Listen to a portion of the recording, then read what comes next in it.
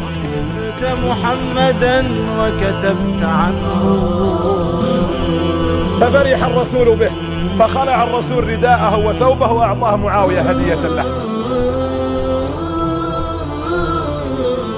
ليس بالإسلام ملكا أعدل في أمة محمد كمعاوية رضي الله عنه وأرضاه.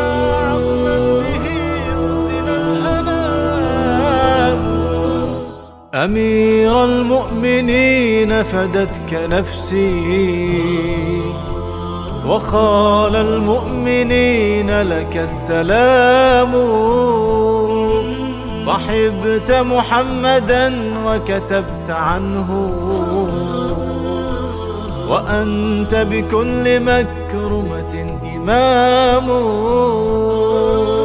أمير المؤمنين فدتك نفسي، وخال المؤمنين لك السلام. صحبت محمدا وكتبت عنه. حاجة غريبة جدا، حاجة في منتهى الغرابة، نشوفها مع بعض. صاحبه خلف الجبل، فأتيت لأدافع عن خال المؤمنين. عندما تقول أيها الرافضي أن لا أشبع الله لك بطنا هي مذمة في سيدنا معاوية، فأقول لك لماذا تذهب إلى الصيدلية وتشتري فاتحة الشهية؟ هو جاب بلاش. أي الكرامة. يعني جت بس مو فاتحة شيء، هي ما يشبع في النوم. المهم هو يمكن كانت يعني كرشة خليها، كانت وصفة إلهية يعني تعرف. أما كرشة خليها على ركبه، كرشة خليها على ركبه. بسم الله والحمد لله والصلاة والسلام على رسول الله وعلى آله وصحبه أجمعين ومن اتبعهم بإحسان إلى يوم الدين. لاحظتم يعني المسألة وما فيها هي الاستهزاء بمعاوية رضي الله عنه وأرضاه. قد يعني أشعر كأنه هذا كذلك استهزاء بحديث النبي عليه الصلاة والسلام. عموما هذا الحديث اللي هو فتحه إنه لا أشبع الله بطنه، حيث أن النبي عليه الصلاة والسلام يعني ورد بل وصح أنه قال هذا الكلام لمعاوية. هذا الكلام طبعا مختلفين فيه الناس بين اثنين، يعني في عندنا من قال إنه هذه من فضائله، وفي من اللي قال لا هو فعلا أصابته هذه الدعوة. طبعا اللي قالوا أصابتهم هذه الدعوة طبعا هذا الكلام ما يثبت، يعني لحد الآن أنا ما ثبت عندي. لو واحد عنده شيء ينبهنا من هذا الشيء كويس تمام. لكن أنا راح أكون في النص. يعني هذا الحديث هل فيه يعني إنه النبي عليه الصلاة والسلام قال مثلا لا وفقه الله، أو قال أحرقه الله، أو قال أبدا قال لا أشبع الله بطنه. لا يعني دعا عليه إنه منافق، ولا دعا عليه إنه مجرم، ولا دعا عليه ما. فهذا الحديث ما يفيدك أصلا بالطعن في معاوية رضي الله عنه. فهذا الحديث يعني عندك إن حاولت تطعن طيب دعا عليه، يعني في النبي عليه الصلاة والسلام دعا على البعض، يعني مثلا لما يقول تربت يداك، ولا مثلا يقول مثلا ثكلتك أمك، أو مثلا يعني هذا الكلام ناخذه ونقول والله كذا إذن هؤلاء كفار ضالين مضلين. ما يصير، شغلوا عقولكم شوية. بعدين أنا أشوف الحديث إنه يعني من جميع النواحي ما يخدمك يعني لو إيش ما سويت وخلاص قررت إنه هو منافق وكافر، طيب هل يعقل إنه الحسن رضي الله عنه وأرضاه يسلم الخلافة لمنافق يسلمها، يتنازل لها لمنافق كافر؟ هل يعقل هذا؟ هل يعقل؟ يعني على قولهم تحطوا نفسكم في مواقف بايخة. يعني هذه هي اللي في النهاية يعني ما نقول إلا إنا لله وإنا إليه راجعون.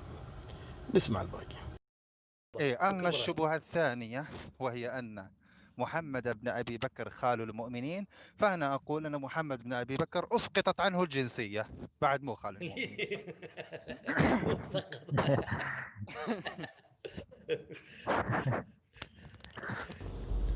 طيب جميل. الآن شفت مثل ما قلت يعني واضح من الكلام إنه فقط الاستهزاء. والعجيب انه يعني علي احمد ميت ضحك ومتاعب نفسه من الضحك. اولا يعني احنا نقول تسقط عنه الجنسيه، ما تسقط عنه الجنسيه، اصله ما كان في لا جنسيه ولا غيره. لكن اذا قلت يعني اسقط عنه اسقط عنه او تسقط عننا شرف انه خاننا، خال المؤمنين. مين انت؟ يعني تخيل اسود جالسين ياكلون في فريسه ويجي كلب ويتدخل، مين هذا؟ هي السالفه كذا ترى. عموما نسمع الباقي. يملك الأرض. أول من يغير سنتي رجل من بني أمية، حديث النبي صلى الله عليه وسلم، صح الألباني. قرد معاوية اللي بني أمية كأني على منبري تنزو هذه القرود، الشجرة الملعونة في القرآن. الشجرة الملعون في القرآن، أحسنت. طيب جميل. يعني اولا انا بعرف ليش يعني دائما الرافضه يعني الاحاديث والروايات اللي ضعفها اهل السنه وخلاص وضعناها في زباله المكتب، انتهينا منها. ليه يروح هذا الرافض لزبالتنا يخرج هذه الكتب ويبدا يقرا فيها ويستشهد علينا فيها؟ يعني انا مستعجب. احاديث ضعيفه كيف يعني تقراها وانت عارف انها يعني ضعيفه عندنا؟ طبعا التضعيف مو على قولكم، يعني مو من رؤوس العلماء، في قواعد حاطينها وشروط. اذا خالف احد في التضعيف او الصحيح او التصحيح هذه الشروط بيمكنك تيجي تقول لا هذا خالف الشروط. هنا تكون انت ضربت، انا ضربت معلم. ناخذ اول شيء لما قال علي احمد اول من يبدل سنتي او يغير سنتي من بني اميه، هذا حديث ضعيف. ما حسنه الألباني، هو اللي حسنه، ما قال صحيح. انت تقول صححه، ليش تكذب؟ هذا كذب. هو قال عليه حسن. طيب وهل الحسن يوصل إلى درجة الصحيح؟ أبدا. طيب وأكثر علماء الحديث ضعفوه. إذا انتهينا من المسألة. بعدين أنيس الروح ذكر يعني تكلم على معاوية رضي الله عنه. طيب كيف لو انفلت من الجماعة اللي عندهم السب هواية وبدوا في الطعن في رموزك وسبهم بأقدر الكلمات وكذا؟ طيب انت ايش راح تقول؟ تقول والله انا ماني سباب؟ انت مثلهم الان. انت الان هذه يعني نقول نعتبرها زلة. احنا نقول انه لعل وعسى كانت زلة، لكن اذا ما كانت زلة وكانت هذه هي طريقتك وانت قد الكلام اللي قلته، إذا تكرر منك هذا الكلام فثق تماما نعرف كيف نتعامل معك، راح نعرف كيف نتعامل معك. والقضية ما هي تهديد، لكن أتمنى أنك تترك الكلام هذا وترتقي بنفسك. أما الحديث اللي أنت ذكرته يا أنيس الروح وقلت أنهم ينزون على منبري وكذا، هذا كذلك حديث ضعيف. ثانيا ما ذكر في الحديثين كلها ذكروا اسم معاوية رضي الله عنه وأرضاه. ثانيا ذكرت يا أنيس الروح أنه بني أمية هم الشجرة الملعونة. هذا طبعا ما يصح هذا الكلام، وهذه هي مشكلتكم. يعني بالله هل ترضى أنه يجيك واحد من اليهود ولا النصارى يقول لك نبيكم متزوج من شجرة ملعونة؟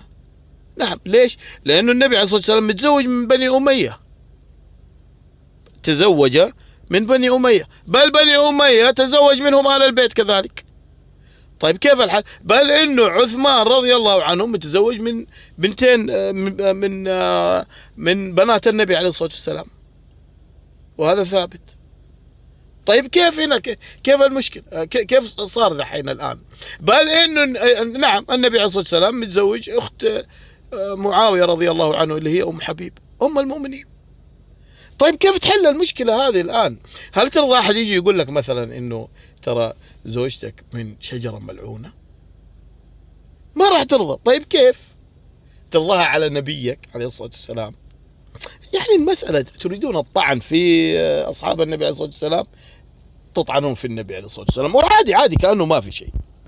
يعني لو كان هذا الطعن في زرارة أو في علمائك أو في أصدقائك أو أقاربك، والله ما راح ترضى. يعني راح تسوي المستحيل حتى تدفع عنهم هذه الشبهة، حتى لو أتيناك بالأدلة وتقول في النهاية أنا يعني لا أريد الطعن في النبي عليه الصلاة والسلام. أنت تطعن في أصدقائه وزوجاتي أنت تطعن في النبي عليه الصلاة والسلام بطريقة غير مباشرة، بل إنه كل من يطعن في النبي عليه الصلاة والسلام هو مرحب به عندكم، وهذا هو العجيب. نسمع الباقي. طيب عندي سؤال للأخوة الشيعة، بارك الله بكم. مع برهان الشيعة إن شاء الله. إن سيدنا معاوية هو كاتب الوحي وهي فضيلة له، صحيح؟ إيش كتب؟ يقولون هي فضيلة له. أحسنت. طيب هل يجوز أن نقول للطابعة رضي الله عنها التي طبعت المصاحف؟ نعم، الطابعة لها فضيلة، يعني سيدتنا الطابعة رضي الله عنها، رضي الله عنه وارضاها، وسيدنا الكمبيوتر رضوان الله تعالى عليه. طيب جميل. المشكلة علي أحمد ما يضحك، هذا الكلام ينطبق على أهل السنة وينطبق على الشيعة. يعني إذا كان علي رضي الله عنه كتب الوحي ينطبق عليه، إذا كان فلان من الناس كتب الوحي ينطبق عليه نفس الكلام ذا. أصلا الكلام ذا ممكن أنا أسمعه من ملحد. الملحدين عندهم المواضيع هذه دائما يشتغلونها بالشكل هذا. يعني نفسه حتى لو جينا حنا للملحد نقول له يعني انت هنا خالفت المنطق اصلا. هذا اذا كان واحد ملحد مثلا جالس يسمعنا الان، فاحنا نقول له اصلا انت خالفت المنطق والعقل، لانك انت تؤمن بالعقل والمنطق. لانه هل يعقل مثلا افتح صفحه في جوجل عن الطب مثلا، اصير اسمي الجوجل اقول دكتور جوجل؟ لا ابدا ما تيجي. فانت اصلا خالفت نفسك. اذا كان في عندنا واحد ملحد لا سمح الله، بعدين يعني احنا ايش اللي قلناه؟ احنا ترضى عنهم الله عز وجل في كتابه الكريم فترضينا عنهم. يعني ما جبنا شيء جديد من عندنا. الله ملك الملوك هو من ترضى، وحنا ترضينا. يعني فين المشكله هنا؟ بعدين علي احمد يعني سأل، يعني قال ايش كتب. هذا طبعا في بدايه التسجيل. هذه يقصد معاويه طبعا رضي الله عنه وارضاه. هذه طبعا مشكلتك انت ما تعلمت، ما تعرف ايش كتب معاويه رضي الله عنه، ما تعلم ما هو معاويه بالنسبه للنبي عليه الصلاه والسلام. كان معاويه هو كاتب النبي عليه الصلاه والسلام، حتى انه كان يكتب الوحي. المفروض من حديث لا اشبع الله بطنه كان تعرف انه هو فعلا كان كاتب النبي عليه الصلاه والسلام. نسمع عموما الباقي. أحد ملوك الأرض، ما أعرف شنو حكم، شنو فتح، شنو كذا، مشكلة والله ذول. هم ايش يقولون؟ يقولون ملوك الأرض. يعني حال نمرود وفرعون. شنو يعني؟ الملك ملوك الأرض. مو الله عز وجل يقول إن الملوك إذا دخلوا قرية أفسدوها؟ نعم صحيح. لا عاد ليش يطعنون سيدنا ابن سيدنا خال سيدنا؟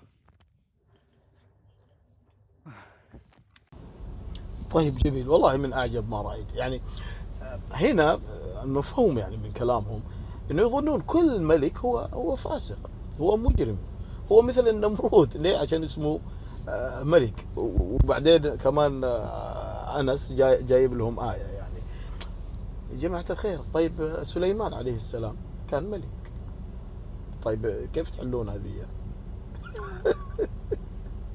كيف تحلونها؟ بعدين هذا يعني المفروض كان تعرفها من الآيات. هي اللي قالت الكلام ذا، هذه سبع، هي من قالت هذا الكلام. لكن الملك اللي جاء هل فعلا كان يعني إن الملوك إذا كان فعلا مفسد؟ كان مفسد لأهل القرية هذه أو المدينة هذه؟ أبدا، كان ملك عادل صالح، بل كان نبي. طيب هذا من ناحية. بعدين ذكر أنيس الروح وقال أنا لا أعلم ما فتح، إيش سوى، إيش فعل. هذه مشكلتك أنت ما رحت تعلمت. روح تعلم يعني وذاكر مضبوط، بعدين اتكلم. ليش؟ أنت ما تعلم أنه معاوية رضي الله عنه حاصر القسطنطينية، ما تعلم أنه استحل الجزر اللي كانت قريبة في البحر الأبيض من القسطنطينية، ما تعرف أنه قاتل الروم وبهدل الروم ولعب في حسبتهم. هذه مشكلتك أنت، هذه مشكلتك أنت. عموما نسمع الباقي. طيب احنا عرفنا كاتب الوحي والله شيء حلو. طيب وهذا كاتب الوحي اللي كتب الوحي وارتد من الإسلام وراح عند الكفار، هم هذا له فضيلة؟ هم كاتب الوحي رضي الله عنه. هم كاتب الوحي. مو بس هاي، هم ذا اللي يقولون الصحابة كلهم احنا اعطيناهم عبد الله بن جحش إيه؟ من الأولين. راجع شوف سيرته عند الذهبي، يقول من الأوائل أسلم بدار الأرقام. من يعني الأوائل. من جماعة السابقون الأولون. نعم السابقون الأولون. لا عاد انت ليش تخالف القرآن؟ هو بالجنة. هاجر للحبش. طبعا هذا من المضحك والمبكي في نفس الوقت، ويدلك على العناد. جماعة الخير، انتم ما تعرفون تعريف الصحابة عندنا. طيب إذا عرفت تعريف الصحابة ذيك الساعة وقع التعريف هذا علينا بس خلاص وانتهت المشكلة. لكن هذا هو مسألة العناد. يعني هل انتم في بالكم ان احنا الصحابي هو كل من رأى النبي صلى الله عليه وسلم وآمن به بس؟ ما في آخر شيء ومات على ذلك. إذا مات الصحابي وهو كان صحابي مثلا ثم ارتد، هذا غير صحابي. انتهت، حليناها لك يا أنس، خلاص لا عاد ترجع فالكلام ذا، خلاص وضحناها لك. أما مسألة عبيد الله بن جحش، يعني كلام الذهبي فيه طيب يثبت انه ما زال صحابي. يعني الكلام احنا كنا نتمنى انك تقول فيهم قال فلان انه مرتد، معليش، لكن انت قاعد تثبت الكلام انه فعلا مسلم، فعلا صحابي، فعلا ما ارتد، والجماعة مبسوطين. هو يثبت الكلام. المشكلة يعني المفروض كان يجيب أدلة على انه ارتد، وانه اهل السنة ما زالوا يقولون عليه صحابي. هذا المفروض. ثانيا لو جيت بأشياء أو بكلام انه ارتد، نتمنى صحته. صحة هذا الكلام اصلا لم يثبت انه ارتد. نريد الصحة، نريد صحة هذا الكلام. يا اخي طبق هذه الآية انت واللي معاك هذه المجموعة. يعني يقول الله عز وجل: إن جاءكم فاسق بنبأ فتبينوا. يعني ما يصير إنك كثير ترمي بالكلام وخلاص وانتهينا. مشكلة الكلام هذا كله طامات في طامات. النبي عليه الصلاة والسلام تزوج من شجرة ملعونة، وزوج ناس من الشجرة الملعونة. عبيد الله ابن جحش هذا أخته زوجة النبي عليه الصلاة والسلام هي أم المؤمنين. يعني سبحان الله، كأن النبي عليه الصلاة والسلام أصحابه فاسدين، زوجاته غير مؤمنات، منهم من شجرات من شجرة ملعونة. ايش هذا طعن في النبي عليه الصلاة والسلام. انت يا راضي ما تحرك عقلك شوي؟ ما انت شايف انه دينك يهاجم اصحاب النبي عليه الصلاة والسلام اللي نقلوا هذا الدين، واللي عاش بينهم اهل البيت، اللي تزوجوا منهم وتعلموا عندهم هذا كله ما تشغل مخك؟ ليش؟ الا الضرب في اصحاب النبي عليه الصلاة والسلام. حتى القرآن الكريم، بل حتى الائمة عندكم والله ما سلموا منكم. الائمة فاطمة رضي الله عنها ما سلمت منكم. هذا الكلام يعني والله انا استعجب، والله الذي لا اله الا الله استعجب ثم تكذبون علينا. عموما كنتم ماخذين راحتكم في الكذب والافتراء وكذا. طيب هل يستطيع فيكم أحد أنتم أو غيركم أو من تقدمونه إنه يتجرأ ويدخل في مواضيع مثل هذه السنة؟ طبعا بعد الضربات اللي توقع عليكم الآن تغيرت الحالة النفسية عندكم، بدأتم تسبون. أنا والله حتى مستعجب، يعني قلت أنا صار سباب، ما أدري أنيس صار سباب. يعني شيء عجيب. عندنا الحمد لله، شوف المحاورين اللي عندنا الحمد لله أخلاقهم جدا يعني طيبة وأخلاقهم راقية.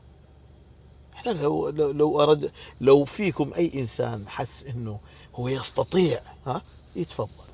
عندنا الكثير من المحاورين أمثال الشيخ الدمياطي، الأستاذ زاهر، الشيخ حمداوي، مناظرات أبو داود، أبو عثمان أسد داني، أبو معاذ أسد الجزائر الغريب، والفقير إلى الله أبو المعتد.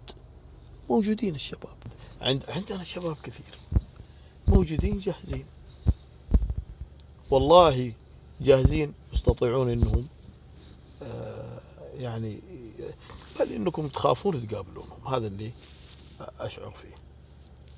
هذا الكلام اللي أنتم قلتوه يعني مواضيع فتحتوها كان المفروض تطلبون فيها حوار، المفروض تطلبون فيها حوار، لكن ما تتجرؤون. هذا اللي جرى وكان هذا. وصلى الله على محمد وعلى آله وصحبه أجمعين، ولا عدوان إلا على الظالمين، وإن عدتم عدنا، وإن عدتم عدنا.